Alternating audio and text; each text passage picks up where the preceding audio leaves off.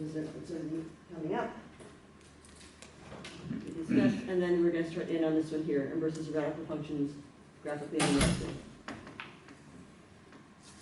So here, we're going to look at inverses and compositions of radical functions.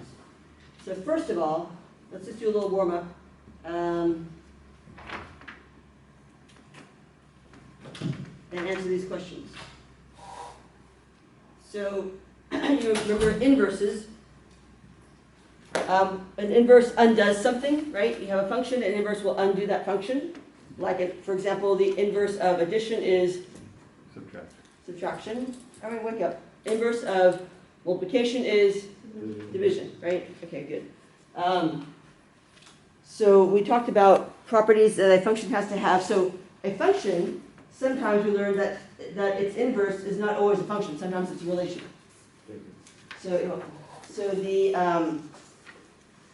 So we talked about, I don't know, maybe a week and a half ago about what property a function has to have in order to have an inverse that's also a function.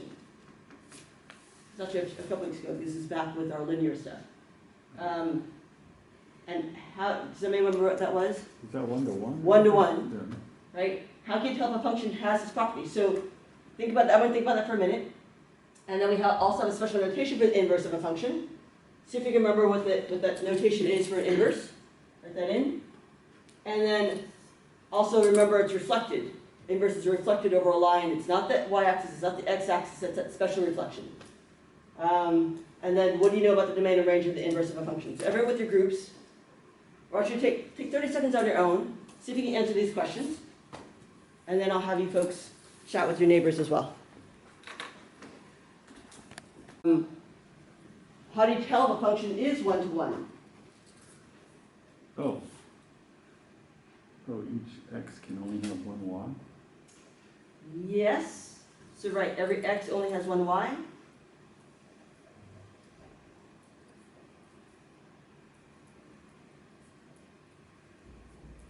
And vice versa. Okay, and how can we tell graphically? Do you folks remember what we did graphically to figure that out? We wrote a little reflection with a happy face. Yeah. That's all. It was, so how to tell something's a function graphically? You know, the function if it passes the what? Horizontal line? Oh, yeah. What's it called again? The horizontal line? Yeah, the horizontal line test. So vertical line test tells you it's a function. The horizontal line test tells you its inverse is a function. So it needs to pass it passes the horizontal line test. If it passes the horizontal line test, then its inverse is a function. We have a special notation for the inverse of a function. Anyone remember what that was? Yep, f of negative 1, f to the negative 1 power. And what special type of reflection can be used? So I don't know if you folks remember, but to cross the diagonal, right? Y equals x. Oh. So remember that? Yeah. It crosses this line here. It's reflected across that line there. What do you know about the domain and range of the function? Of the inverse? What's up with the domain and range of an inverse? What's up with the x and the y with the inverse? Oh, they swap. They swap.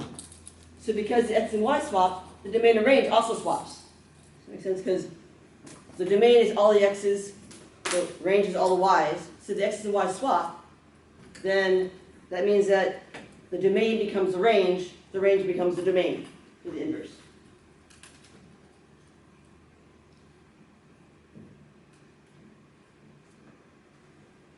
They swap. Domain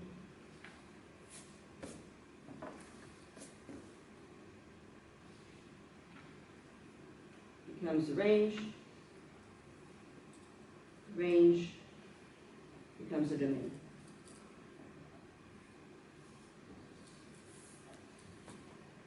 Right? For the function and for the inverse. F inverse, these are for F. Domain and range of F become the domain and range of the inverse. Sorry, the domain and range of the function become the range and domain of the inverse. They swap places.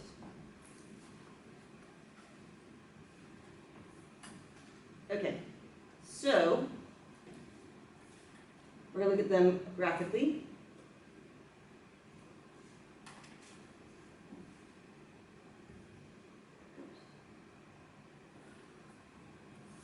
Stick with the first one. So first we're going to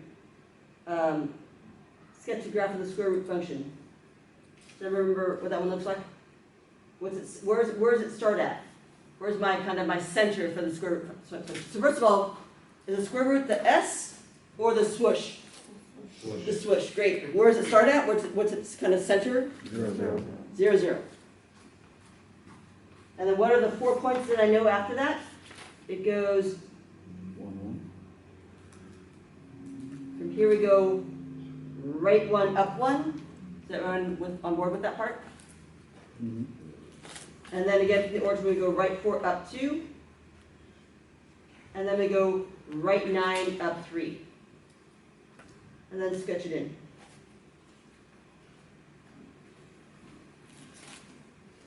Good.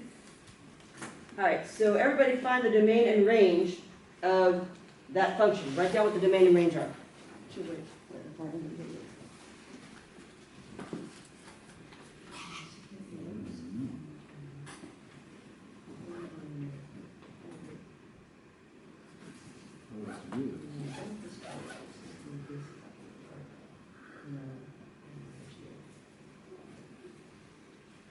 All right, so what's the domain of this function? What's the furthest left it goes? 0. Oh, the domain of the function on the graph, the line we drew, right? Yes. Oh. What's the domain and range of this line you just drew? Okay. This line right here. I'll draw it again so it's a little bit. What's the domain of that line? And what's the range of that line? What's the furthest left it goes? What's the furthest right it goes? That's your domain. And then the range is the y, the up down. What's the lowest it goes? What's the highest it goes? All right, so as I trace along here, what's the furthest left I go, ever? I go up forever. What's the furthest left I go? 0. 0. What's the furthest right I go? Infinity. Infinity, yep.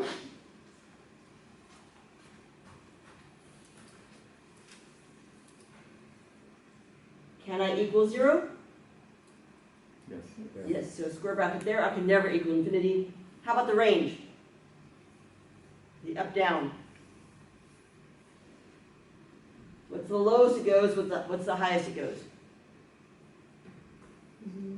0, and again it goes up to positive infinity.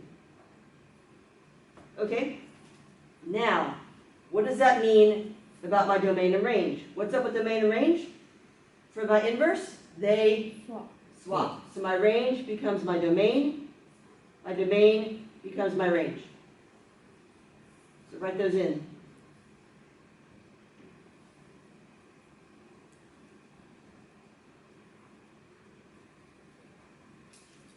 Okay, so then we should sketch the inverse. So I'm going to take every point and swap the x and y's. So since 4 right, 2 up, becomes 4 up, 2 right. 4 up, 1, 2, 3, 4, 2 right. So everyone sort of understand how I'm getting this? This is 4, this is 4 comma 2. This is 9 comma 3. This is 1 comma 1. And of course 0, 0. So my new points will be find your 4 new points. That gives me 3 of them. Find the 4th.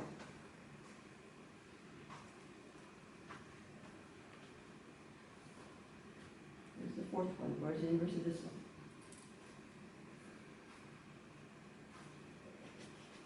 draw a line. Draw a line, or a curve. Yep, that's the inverse of that one. What's up with the inverse? The x's and y's do what? Swap.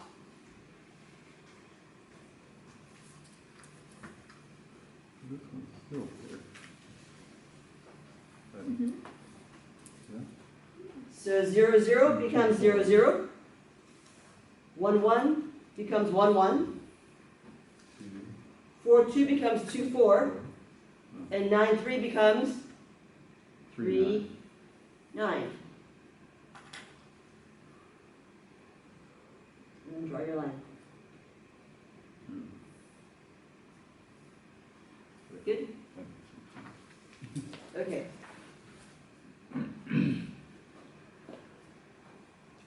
Oh, uh-oh. Open it again.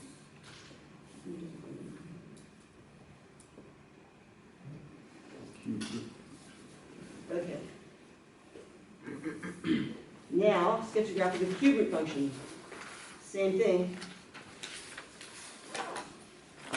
So the cube root function is at my swoosh or my S? The S. So I'm going to graph the S. If you need your cheat sheet from the very first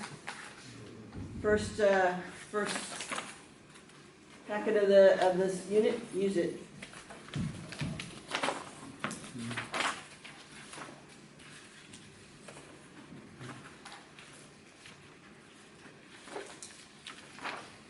See if I have it.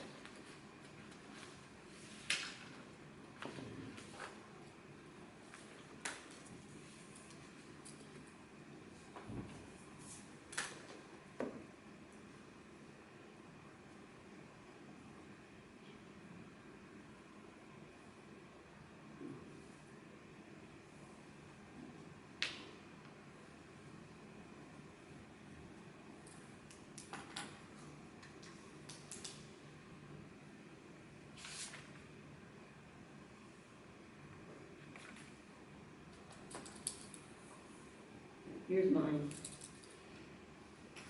Okay.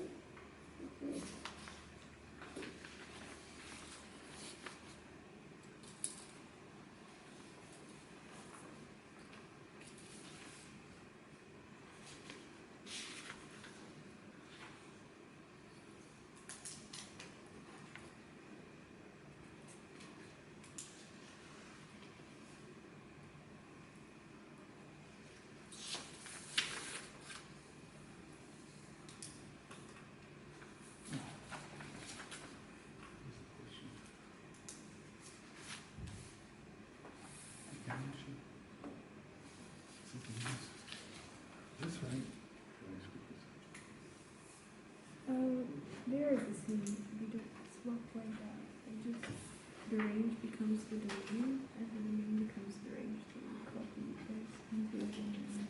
We copy this into the range. So this is not right negative. Mm. So it's just take the negative out. It stays like this. Right, so you have your center. Centered at 0, 0. Right, and then it goes over 1, up 1, right 1, up 1, right 8, up 2, Oh, back 1, down 1, back 8, down 2. That's that sort of formula. So maybe graph what those points are. Write in what those points are. You're right. Label them. And then find their inverse. You're right. Or you don't have to label them, but find their inverse. So this is, draw your swoosh. Hey, everybody, draw your swoosh.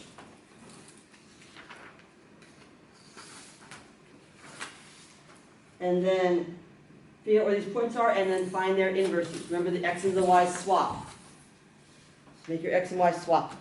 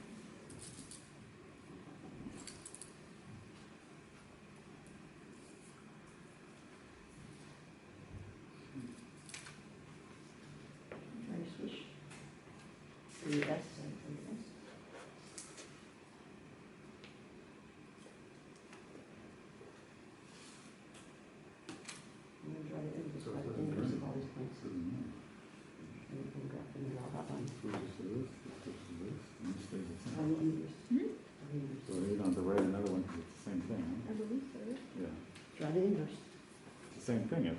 No, it is not the same thing. Remember the x's and y's swap. Right. It will not be the same. This is your F, this is your Y. And now we swap, so yeah, this is going to be your X and this is going to be your Y. Oh, I'm thinking about swapping with the negative, but it's just, okay.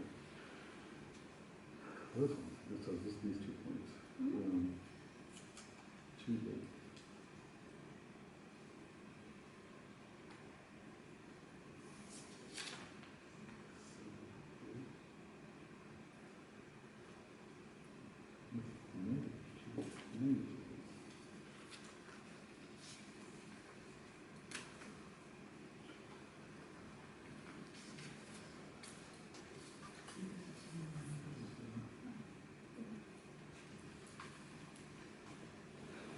Okay, so let's see where we are. So 0, 0 stays at 0, 0. 1, 1 stays at 1, 1. But 8, 2 goes where? This is 8, 2. Where does it go? 2, 8. Great. -1, -1 stays there, and then -8, -2 goes where? -2, -8. All right, so drawing your line for that one. Which I think most of you folks did. You got something like that. Oh, I should have done it here. Okay.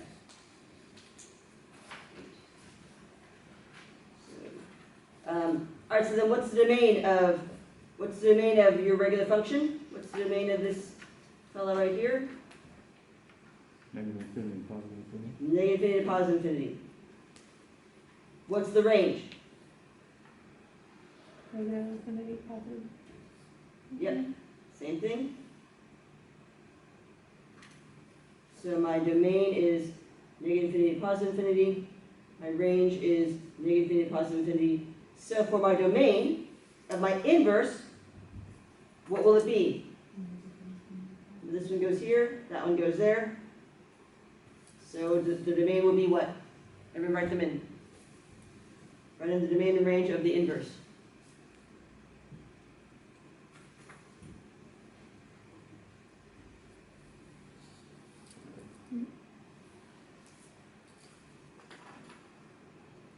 My domain becomes my range. So my range is negative infinity to positive infinity. My range becomes my domain. So my domain is negative infinity to positive infinity. These S's are super straightforward, right? They're really easy because the domain and ranges are always all real numbers. So it's kind of a piece of cake for those ones.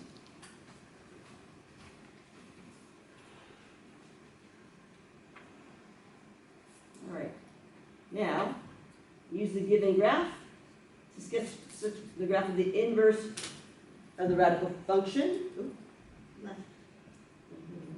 And its inverse. So now you're going to do the same thing, only these are not starting off at 0, 0. Now they've shifted a bit.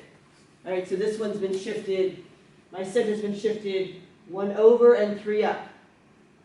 All right, this one's been shifted 1 back and 1 up, and then reflected. So what I want all of you to do in your groups for these next two is find the domain and range, and then sketch in the inverse. And here's a hint. I would say you want to get someone way out here, so make sure that you include a point, otherwise it won't work. Include a point that's way out here and way out here. Otherwise you won't know kind of where it goes. Does that make sense? The ending sort of pattern? So make sure you include a point out here and a point out here. And same thing here, put a point out here. And along the edge. And then sketch their inverse. Find the domain and range of the original one. Find the domain and range of the inverse. Okay, so we'll take 5 minutes and do that, those two problems, in your groups. Right, so start off, find these 5 points, right, like 1, 3.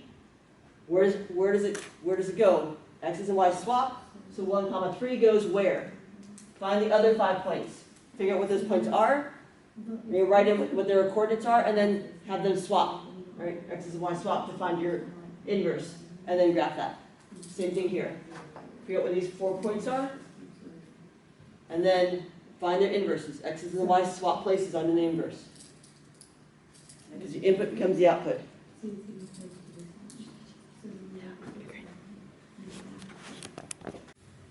Alright, so let's see.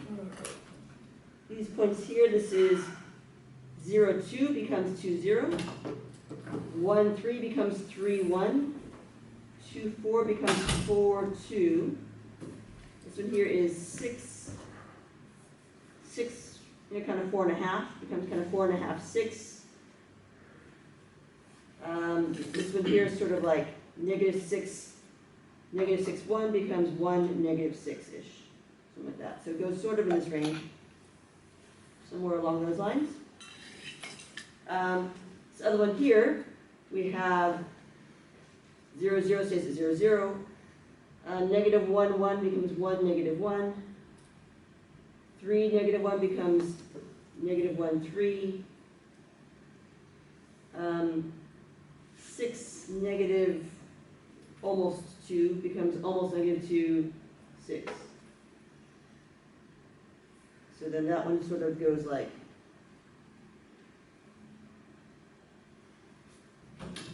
that. All right, so then we gotta look at the domain and range. So the domain and range of this one is the domain. I'll just do it on the separate side of the line. My domain of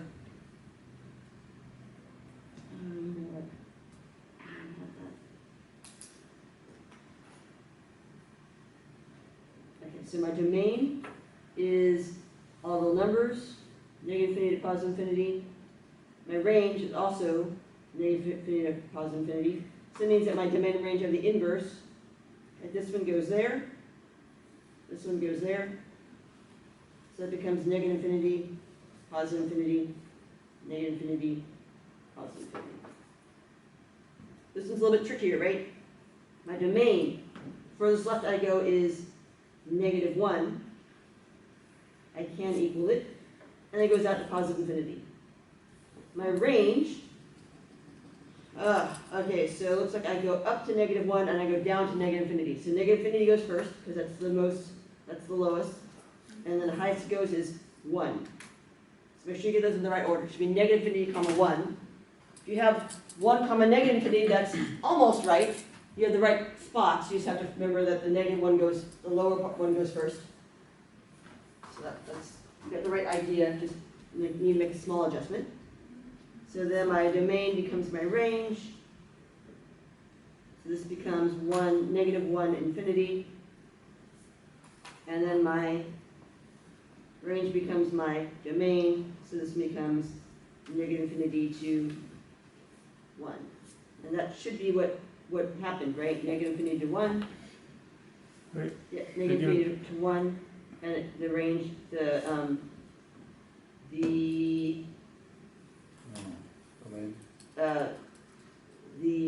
up and down is from -1 to infinity. -1 to infinity. Yep, so that matches up.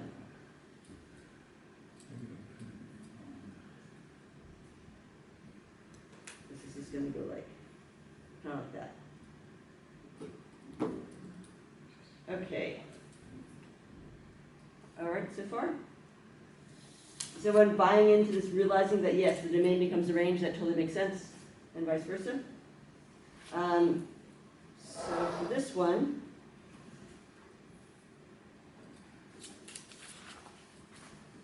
we've got a whole bunch of stuff to do. We're going to state the domain and range, make a table of values for the function, sketch the graph of the function, and then graph the inverse as well. So it's exactly the same thing you've been doing, only you have to add in, you have to do the graph as well.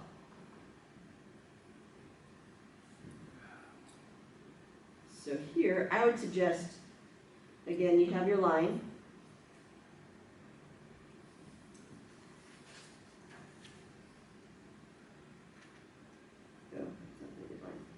I'm going to move these a little bit.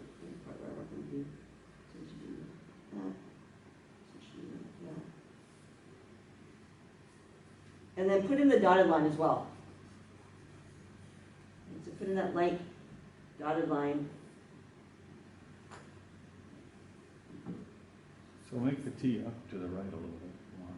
Instead of Oh, I see what center you're it. saying. Is that what you're doing? That's what I'm just asking, that's what we're supposed to do?